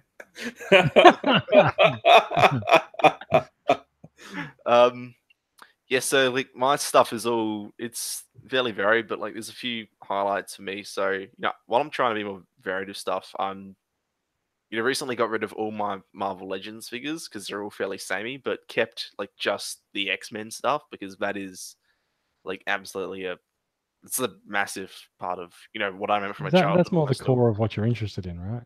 Yeah, like comic book wise, these are the first comics that I ever read, and the ones that I follow the most to this day. So, like, it's a really big thing for me, even though figure-wise... Have I told you about my X-Men comic collecting stuff? No, I've never heard about that, actually. So I got into collecting X-Men comics when Grant Morrison was writing New X-Men. and like that stuff was off the walls, bonkers, insane. It was fucking amazing, and like that, it was the core X-Men cast as well, right? And then Grant Morrison was nuts. I know Grant Morrison is nuts, and like, and then he finished and he moved off, and I can't remember who came in after him, but there was another good writer, and I stuck around for them, and like they'd renamed the book back to normal X-Men and started renumbering things like they did back in those days, and like I walked away from the comic store one day, it was like probably like 3 or 4 years after Morrison's exit, and they'd been through a couple of different writers and a couple of creative teams. And I walked away with the book one day and I opened it up. I'm like, who the fuck are these X-Men? Like, I don't know who any of these characters are anymore, and I don't know why I'm still reading the book. But there are literal hundreds of them. It's ridiculous. Yeah. Because they just rotate it through. And the other stupid thing is that when a new writer comes in, they try and model the current iteration of it to like what they remember from their childhood. Yeah. So it's always like this sort of cycle. It's like, oh, that's like it was. Oh, you're a child of the 80s. You're a child of the 90s. Yeah. Exactly like that. It's ridiculous. Yeah. But yeah, like X-Men and then also Halo are basically the two, I guess, things that I have the same level of attachment to and love for in terms of figure wise and pop culture wise, like as Transformers. Like that is stuff that I remember from growing up vividly, but then stuff that also has stuck with me for so long and still get so much love out of. Question: the X-Men comic, they're the X-Men comic figures. Yeah. How much different design wise are they from the early 90s cartoon? Did they're like, because there's a whole bunch of different designs for all of them. So like, like some of them, like there's this rogue over in the back there that's like spot on to the 90s cartoon. Yeah, I was going to say that. Whereas like this Cyclops here is very much sort of it's more sort of classic, isn't he? Yeah. Yeah, like it's so like she's sort of more Jim Lee, whereas he's John Byrne. That sort of thing. Yeah, like Magneto is really modern. All that sort of stuff. So it varies between artist and era and all that. Yeah. Yeah, like so. Then this stuff is also the Halo stuff. Like it's a bit more, I guess, short shrifted when it comes to figures. Like I collect like whatever I can from this because there really isn't a lot of good stuff out there. There isn't like 10 years old. Yeah, I feel like Halo stuff goes in fits and spurts when there's a game. Yeah, but even then, like they did it pretty well, from Halo 3 through 4. But the most recent ones, like the last two, they gave Mattel the license, and but they were also trying to launch it as like a cinematic franchise at the time as well, and so like kind of feel like I kind of feel like they sort of went, oh, we're going to treat this like a big movie franchise, and now we're going to give the toy license to someone instead of going for more of the collector market. Didn't Todd McFarlane do some Halo stuff for a while?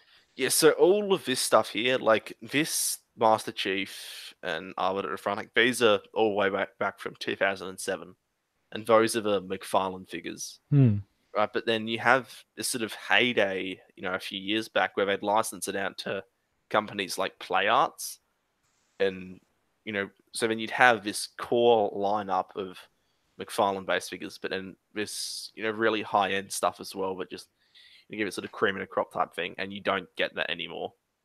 It's just a bit of a shame. I feel like I feel like that's kind of a thing that happens outside of Transformers, and to a certain extent, it happens inside Transformers fandom as well. Not fandom, but like at least in our market, right? Characters will get licensed to multiple places, and like Hasbro still makes the core figures, and like we're constantly lamenting that anyone that they license someone to, they're not allowed to actually make a figure that transforms.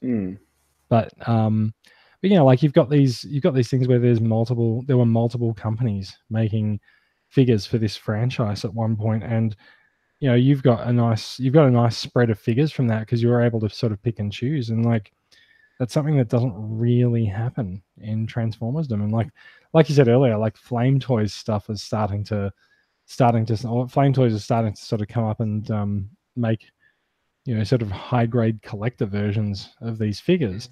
And if you remember, a few months ago, I said like I feel like there's space for something above Masterpiece, and it turns out that that's kind of it.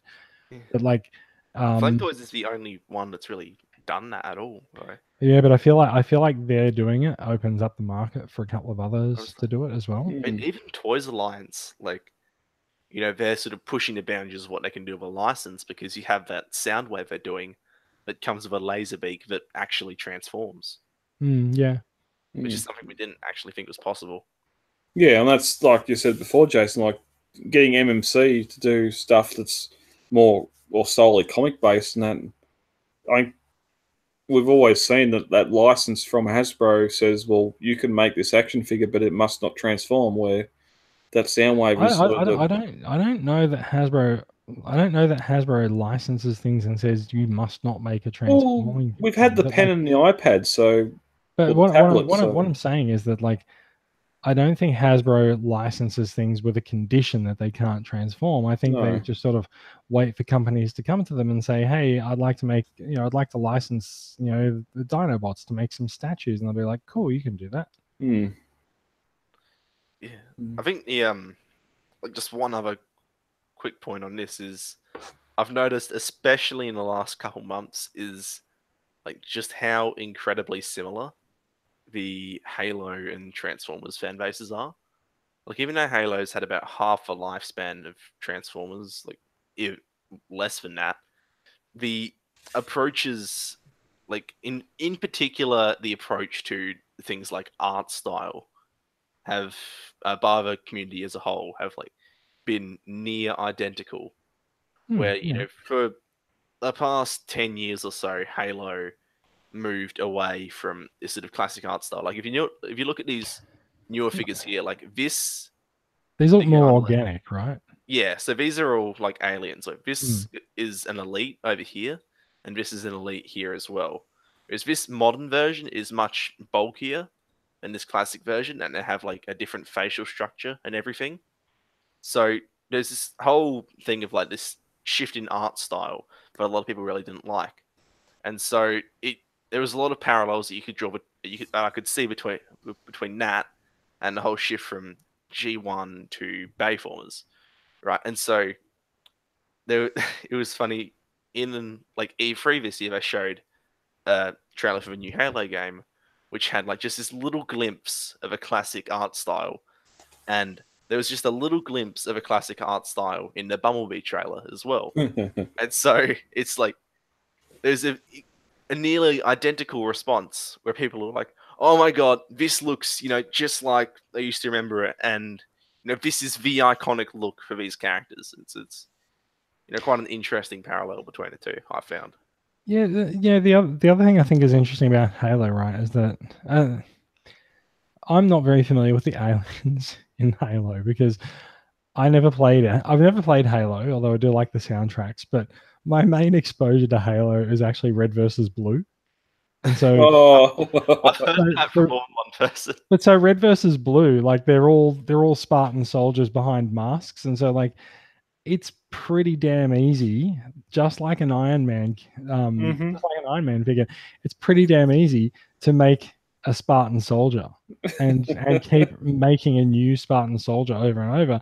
And that's, I feel like Halo over the years has done, it's been fairly experimental with its franchise. Like, instead of just going Halo 3 and then Halo 4, they did ODST, which is a very different type of Spartan soldier in that show as well. And they also, in the story, they sort of tried to get behind the mask of the characters too.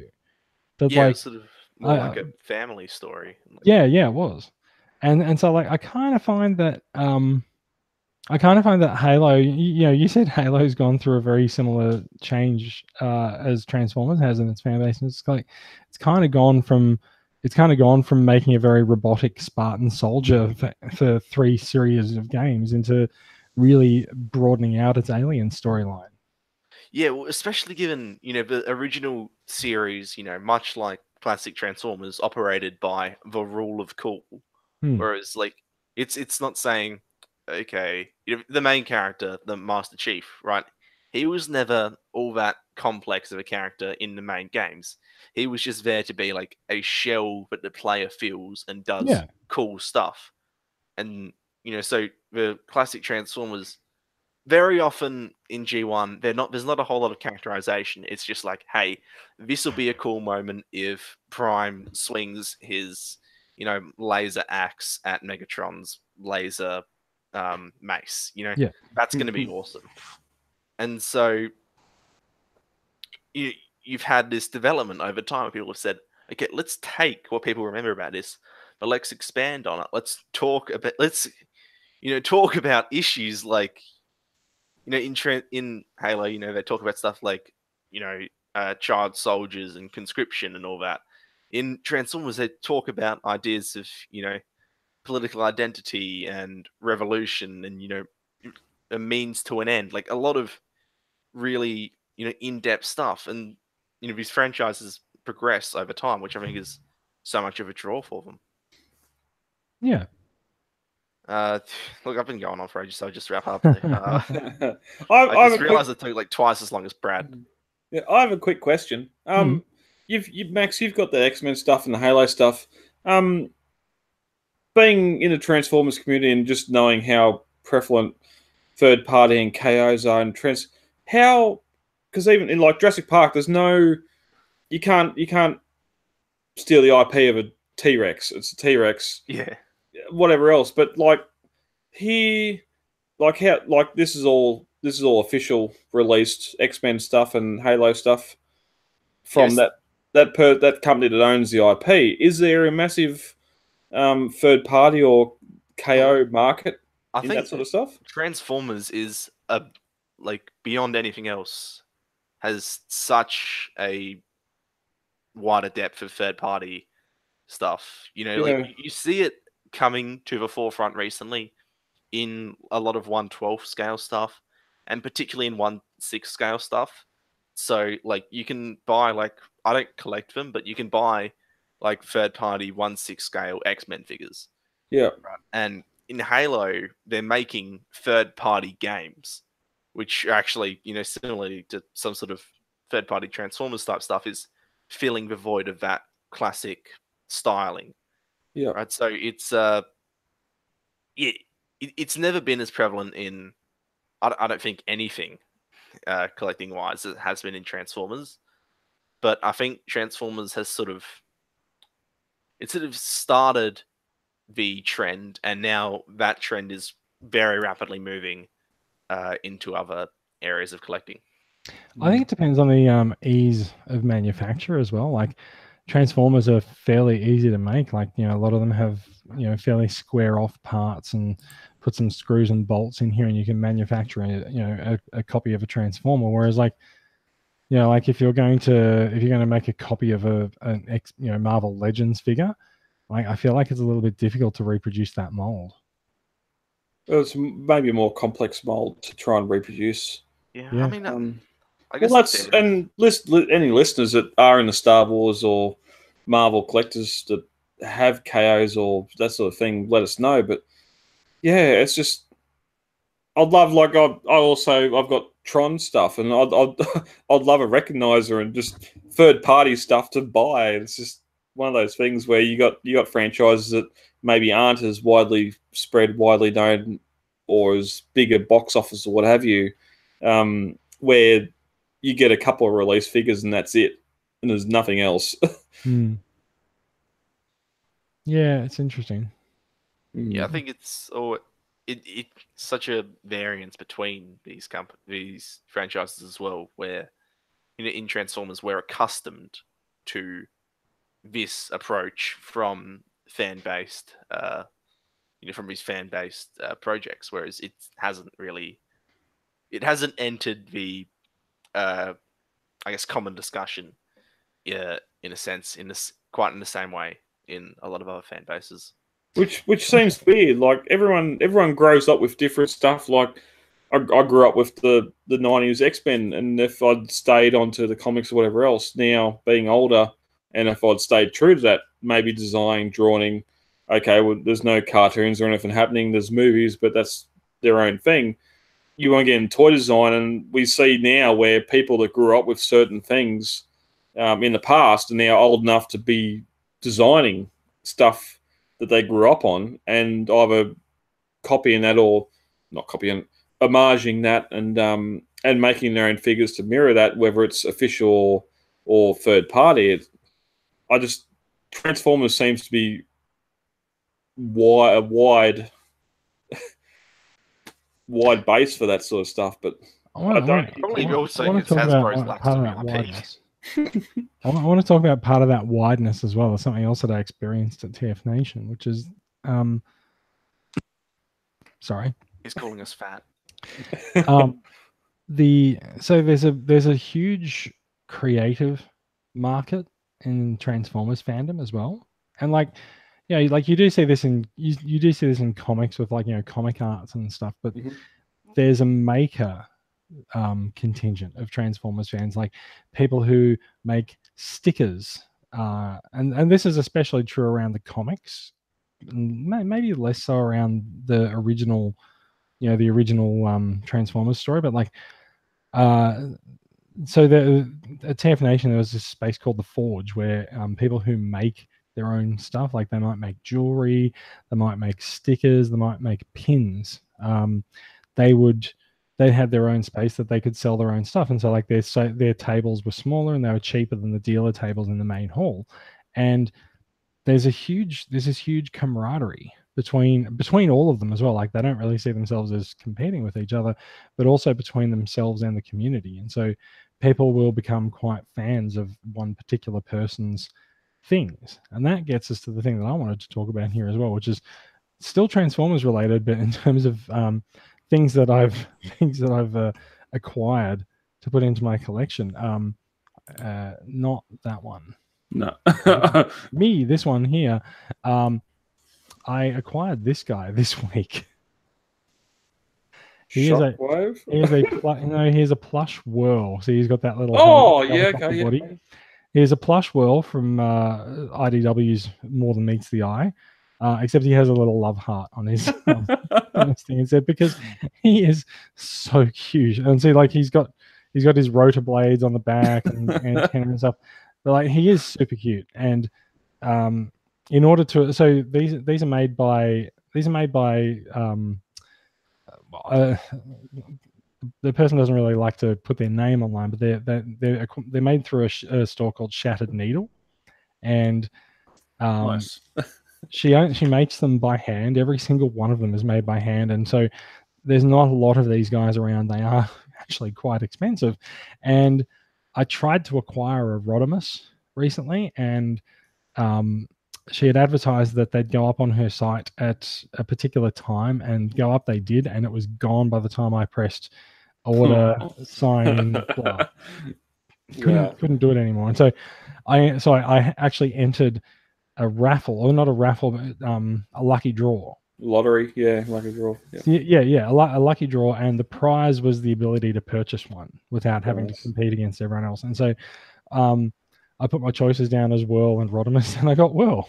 And so as I posted in the discussion group earlier, he is a godless, soulless killing machine. So yeah. Also, I think he technically started the war. Yes, I think technically he did. So his face started 4 million years of war. Yeah. Well, that's why I love those Shattered Needle things so much. Wouldn't that face start a war? Well, the more I see it, I just think it should be green, and it should be Marvin the Martian. Like, where's the kaboom? There's always no shattering kaboom. It's just that Roman sort of soldier helmet design on it. Looks fantastic. I'm gonna go on with a couple of things that I collect as well, right? Because do it. We're rapidly reaching the end of the show because we've been on the air for ages. But like, stuff that I collect, sort of, I don't actually collect any other toys, right? Like I might dabble here and there in a couple of toys, but generally they're other things. And so I wanted to sort of bring up some of the other things that I collect, and oh, I didn't know I had that. So my Transformers is one of my hobbies. One of my other hobbies is working on an Android reporting website called Osdroid, and so like we do news and reviews and stuff. And so you brought an iPhone X. So anyway, so when we go along to trade shows, Google puts on these little pin chasers. Oh, nice. So you go to Disneyland and you get pins, right? And so Google does the exact same thing. Now I'm gonna since I've shown you one of those pins, that is 1 year of pins. So what they do is at Mobile World Congress in Barcelona, which I keep disappearing to at the start of every year in February or so. At Mobile World Congress, Google puts a set of pins on every exhibitor's stand, and you have to go around to every exhibitor's stand in order to pick up all of the pins. And so that's 1 year's set. I do have 1 year's set that I actually have mounted onto a frame, but I haven't put it up anywhere yet. This is 1/3 of the 2018 set. Jesus Christ! Wait, did you go around to every table and take their pins? I sure did. I sure did. That's the 2018 set, right? Bloody hell!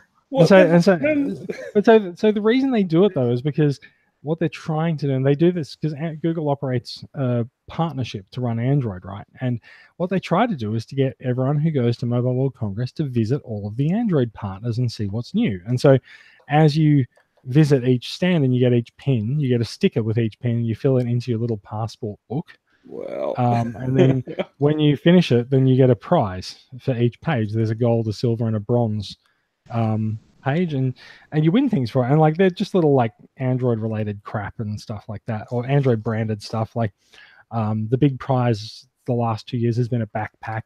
One of the minor prizes is like a drink bottle or a I've got this right here actually. Do I have this right here? Yes, here we are. Or an Android branded USB battery, which is metal. So yeah, and bounces.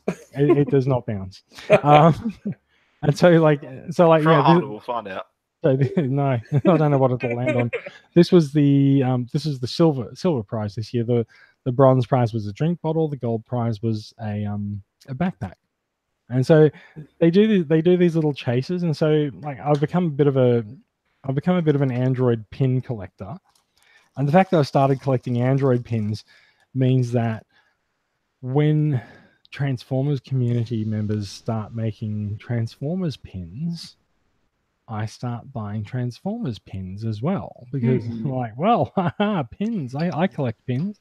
And so you'll notice over the last few months, like occasionally I'll throw a post up in the discussion group with some new pins that I've acquired. And like on my Seeker shelf, there's a set of pins that are they're made sort of wide with wings for and they're made in white, purple, and blue for Starscream, Skywalker, and Thundercracker. And so those got the whole set. Why not?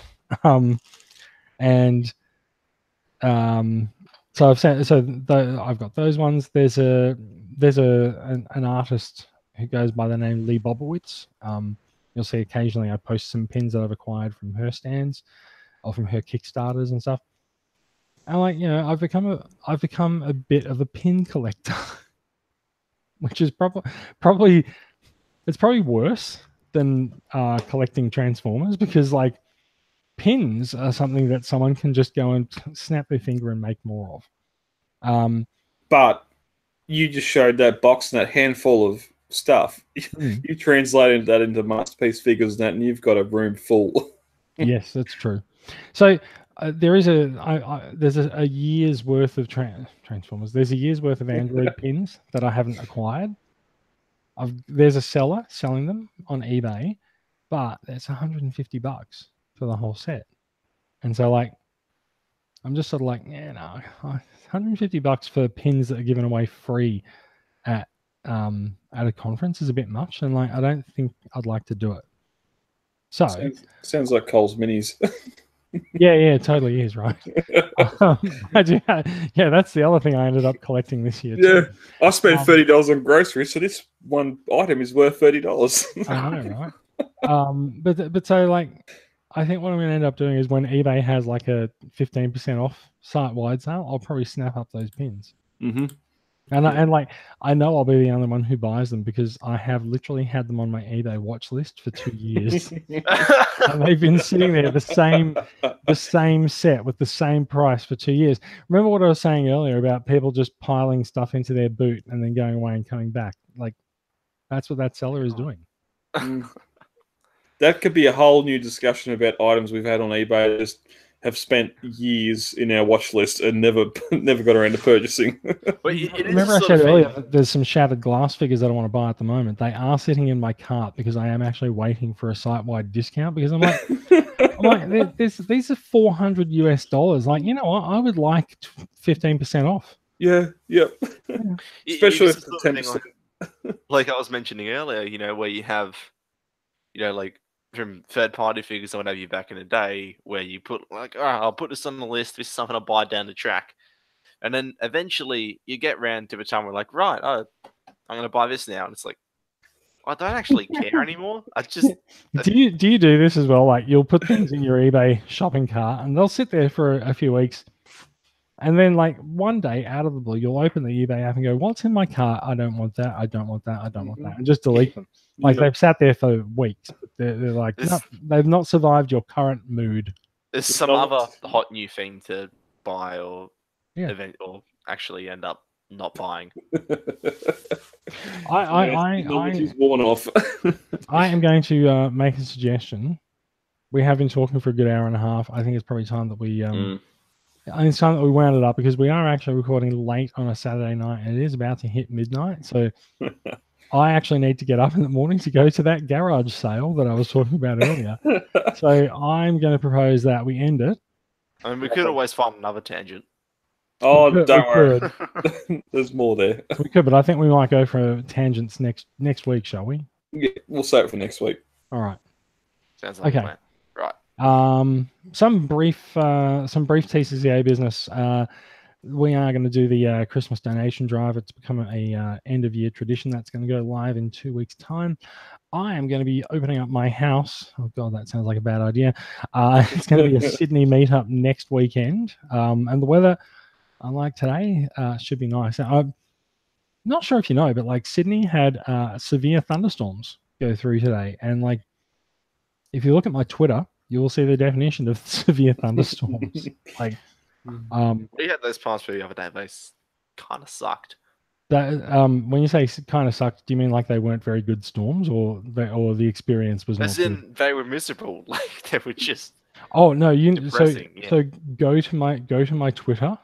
I've posted videos. I even posted a live stream of what happened in Sydney this afternoon. Wow. Holy shit! There was just thunder and lightning constantly going over my house. I was supposed to deliver a wardrobe this morning and hook the trailer up, load it up, got the kids ready to go, and all of a sudden, rumble, look over the back of the house and, oh, that's not good. Unhook the trailer, push it back in the carport, text, oh, I'm going to come tomorrow when it's not raining. So I've got this app on my phone called Brolly, and Brolly is an excellent app that tells you when it's going to rain on you. Not when it's not like you're in Sydney and there's forecast rain. It's like, no, we're watching the bomb rain radar and there's rain heading for you. Yeah. It's raining in Richmond or Surrey Hills. It's raining right above you. Yeah, not like that. It's like it's coming for you. Yeah. And so I was talking to my housemate about it, and my housemate was like, I'm gonna go watch some TV. Like, I'll come back out when the storm hits. And so I started watching Daredevil because season 3 of Daredevil's out, and I picked up my phone and I've looked at Brolly, and Brolly's like, storm in 5 minutes. And as soon as I've read those words, I just heard this rumble outside. And then my housemate came out of his room. I'm like, did you hear the thunder? Because like there is a storm that's about to hit. And so we went outside and like we just saw these low, dark grey clouds just billowing over my apartment block. And like I took a few photos, and then there was this one point where like we saw a bit of lightning, heard a bit of thunder in the distance. And then there was just one point where it was on. Are you looking at it now? I just went to Netflix and Arrow season 6 is up as well. Jesus Christ. I gotta go. So anyway, Sydney weather was kind of shit today. And tomorrow is apparently going to be just as bad. But we shall see how I go with this morning pilgrimage out to St. Mary's. All right, Brad's distracted. He's already started watching Arrow. We're gonna end the show. Thank you for listening. And like it's a little bit different this week because there's not much Transformers news. We did allude to some Transformers news earlier in the show, and then we forgot to do it. So sorry, we might talk about it next week. Catch up with us on transformersweekly.podbean.com. You'll find each of us in the Transformers Collectors Club Australia Facebook group. I'm gonna cough. Sorry. Catch the podcast on iTunes, Pocket Casts, YouTube, etc.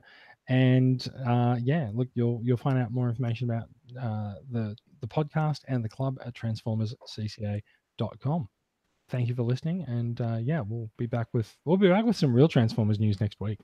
Hopefully, either that or nothing happens throughout next week. We have to. It depends on the news cycle. Look, at this point, if nothing happens next week, Brad's probably going to assign us all to watch Arrow season 6. I will summarily kill myself. But yeah. I won't put anyone through that. All right. Thanks for listening, everyone, and goodbye. Awesome. See you guys.